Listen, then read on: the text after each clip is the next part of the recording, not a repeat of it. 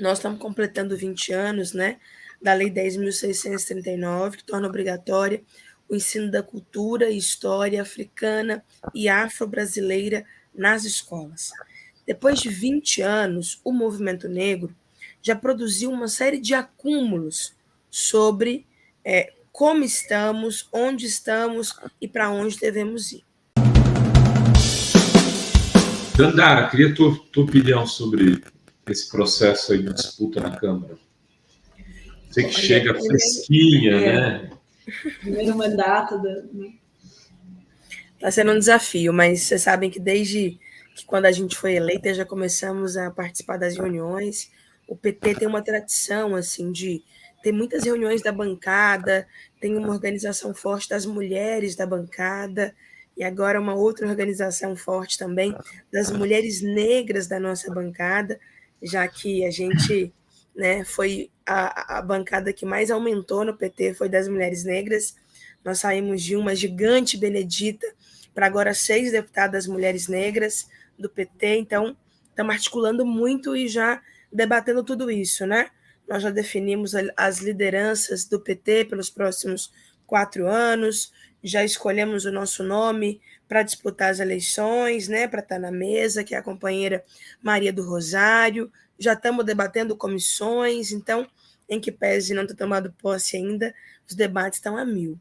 E o que a Adri falou é muito real, né? Dos 99 deputados do PL, 60 já acenam para o governo Lula. 60 já querem negociar nas votações, nos projetos importantes, nas pautas. Então, nós temos ali cerca de 39 disso que o companheiro Ivan Valente chama de bolsonarismo raiz, né? Esse bolsonarismo que vai continuar defendendo essa agenda, as pautas, os valores, que vai se apegar a esse campo da extrema-direita. Então, do partido do Bolsonaro hoje, nós temos 60% que já está aderindo ao governo Lula e quer, inclusive, montar uma estratégia de negociação e diálogo. Nós já sabíamos disso, né? Então, quando eles colocam lá no segundo turno que o Bolsonaro é quem tinha maioria no Congresso, pura e simplesmente, que o Lula não conseguiria governar, é exatamente essa característica que o Ivan coloca, né? Que grande parte desses deputados que se elegeram por esses partidos, na verdade, compõem o campo do centrão, tanto ideologicamente quanto pragmaticamente no jeito de fazer política e de conduzir suas pautas. É um desafio para nós da esquerda.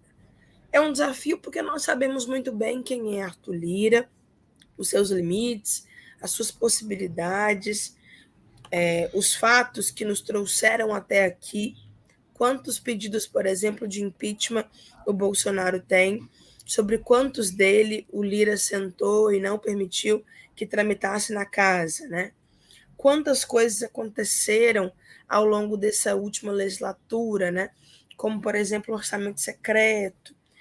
Então, tudo isso coloca muitas questões para nós, mas o fato é que agora precisamos governar. E para governar, nós vamos precisar ter voto na Casa Legislativa, vamos precisar ter voto na Câmara dos Deputados, nós vamos precisar aprovar coisas importantes para o Brasil, para o povo brasileiro. Até porque vocês sabem que a grande maioria, né, do que o desgoverno Temer, do que esse desgoverno fascista do Bolsonaro fez, foi por meio de PEC, que são as emendas à Constituição, e também por meio de projetos de lei. Então, não é simples reverter os desastres dos últimos anos. Nós vamos precisar do Congresso Nacional para reverter a reforma da Previdência, a reforma trabalhista, a PEC do teto dos gastos. Tudo isso precisará tramitar na casa. Dandara, queria também te ouvir nesse sentido, aí, nesse teu encerramento aí, um pouco sobre o que você está. Quais vão ser as tuas pautas, né, no Congresso, né? E de que maneira, né, que você imagina que o governo Lula tenha que lidar com as prioridades nos setores mais populares, como disse o Ivan. Eu tenho também, só queria pedir para ela comentar essa sanção, foi uma das primeiras do presidente Lula, de igualar a injúria racial ao crime de racismo, e eu vi que você até comentou, hoje faz 20 anos, né? Hoje não, né? Agora, em 2023, faz 20 anos da lei que também incluiu o ensino da literatura, né? Afro-brasileira, né? Nas escolas. Também que você comentasse, né? Que foi a primeira lei assinada em 2003 pelo governo Lula. Pelo Lula, muito simbólico, né? Muito simbólico. Feliz demais. Olha, vocês estão vendo que os gestos que o Lula está dando nos primeiros dias são posicionamentos, alinhamentos extremamente à esquerda. É muito afinado com aquilo que ele construiu na campanha, com a agenda que ele defendeu, tanto nos debates, quanto no programa, quanto nas propostas de rede social. Tem muita gente que achava, né, que no dia 1º de janeiro, quando o Lula tomasse posse, ele iria apresentar uma nova reedição da Carta aos Brasileiros. Pelo contrário, ele chegou revogando um monte de desfeitos do Bolsonaro, um monte de desmandos estavam atrapalhando a vida do nosso povo, chegou já apresentando, inclusive, um corpo ministerial à altura dos novos desafios. Acho que vai ser muito importante agora, num governo de frente ampla como nós estamos, ter pressão de fora para dentro. É a pressão dos movimentos sociais organizados e do nosso campo, do campo de esquerda, do campo progressista, que vai fazer também essa agenda do governo Lula vir um pouco mais à esquerda e ter centralidade no avanço dos direitos.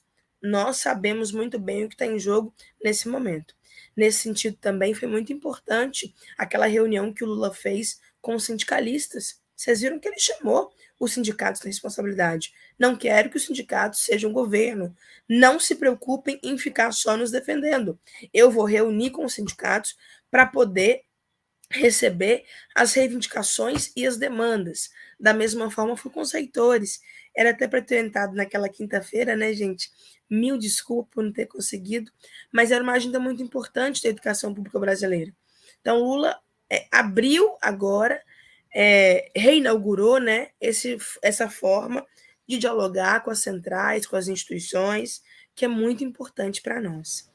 Olha, nós estamos completando 20 anos, né, da Lei 10.639, que torna obrigatória o ensino da cultura e história africana e afro-brasileira nas escolas.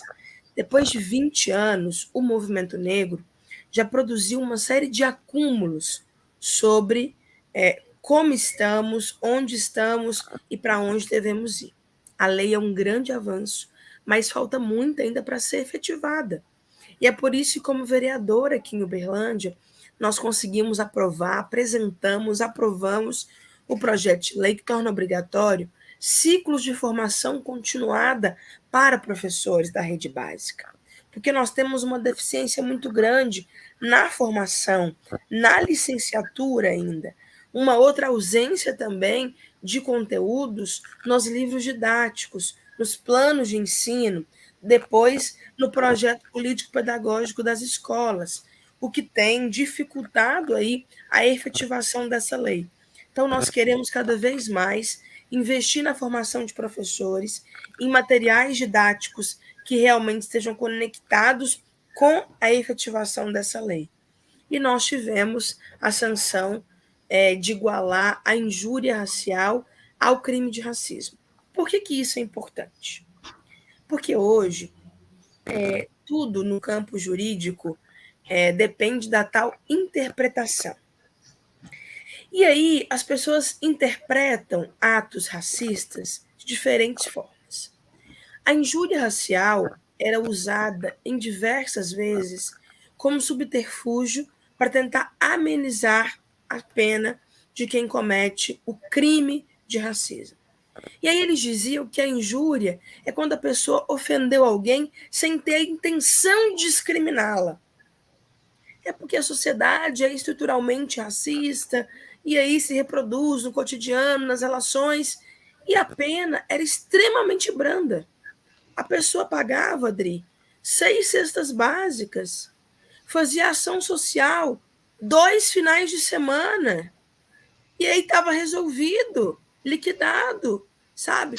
Então, ao equiparar a injúria racial, que é o ato de ofender alguém na sua individualidade, ao crime de racismo, que é o ato de discriminar a partir de um conjunto, de um grupo populacional, você equipara a pena e agora é prisão.